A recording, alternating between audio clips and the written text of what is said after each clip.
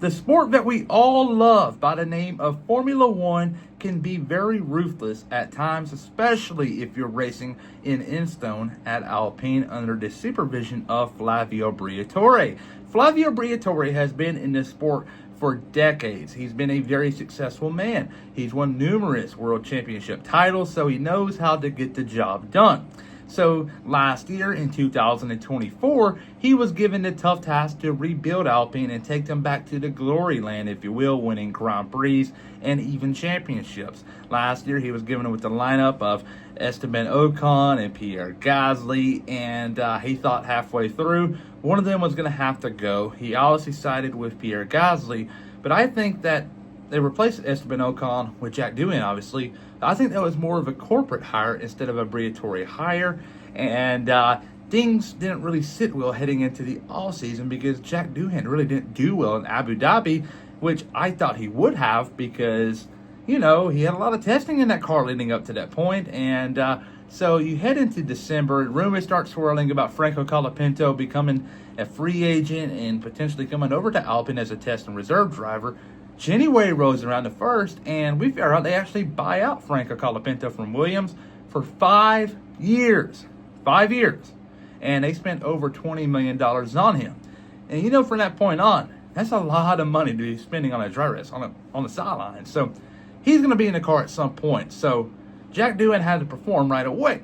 So you go to Melbourne, Jack Doohan wrecks on the opening lap. He spins out, gets throttle happy. Yes, it's raining. Yes, we saw rookies struggle, but Kimi Antonelli at the end of the day finished fourth.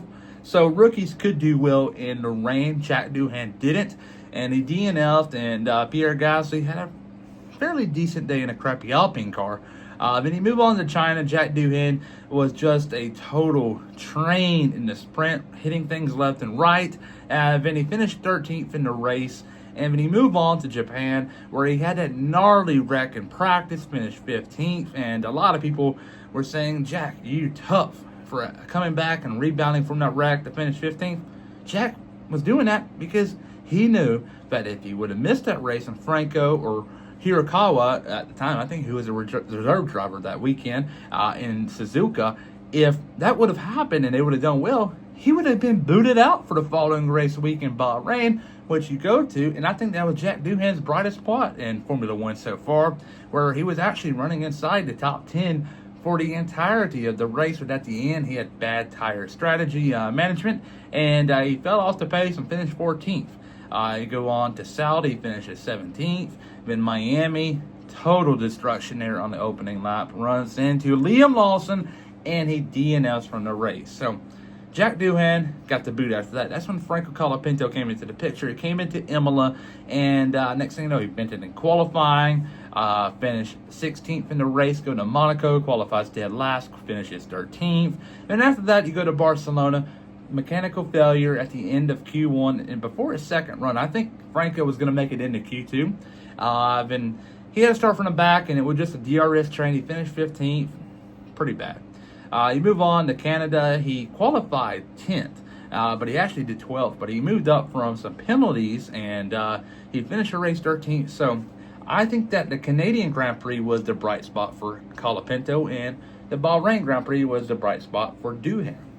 But you move on to Austria, 15, and a DNS at the United Kingdom in Silverstone. He had a mechanical failure, and he couldn't get it in the second gear after the formation lap, and they retired the car. And you can see it in body language. Franco was torn apart. He was heartbroken, and it looked like he knew something that we didn't know. And it could very well be that he's getting the boot. Unfortunately, I think Franco has a spot in Formula One. He's a Formula One driver. Just didn't work out with Alpine if this is it. The rumors indicate that it is, and Valtteri Bottas is going to be in the ride from the Belgian Grand Prix onwards. But I want everybody to hear this stat out, because I know there's a lot of Jack Doohan lovers that hate on Franco Colapinto, vice versa. But let's end this conversation. Pierre Gasly, in all the Grand Prix this year, his average finish is a 13th place. I'm rounding it up. So 13th place for Pierre Gasly, not too shabby. Jack Doohan, 16th.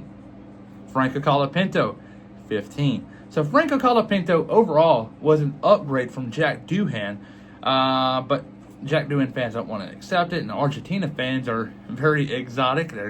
They're very wild, but they love their driver, which they do in the United Kingdom, and people don't find nothing wrong with that. So there you go there. I think that the Argentina fans are in the right, but there you go there. But Valtteri Bottas coming into Alpine, if this is all true, is going to be a very big deal. I think that Valtteri Bottas, with the experience he has this year, being on the sidelines with Toto Wolff every single race weekend, looking at from a big wig side, seeing what Toto Wolff thinks about a race weekend, the type of things he plans for, he can carry that stuff over, that knowledge over to Alpine to potentially help them out. Because this year is just a year of getting the people in the right place for 2026. Because at the end of the day, what manufacturer is Alpine going to run next year in the power unit?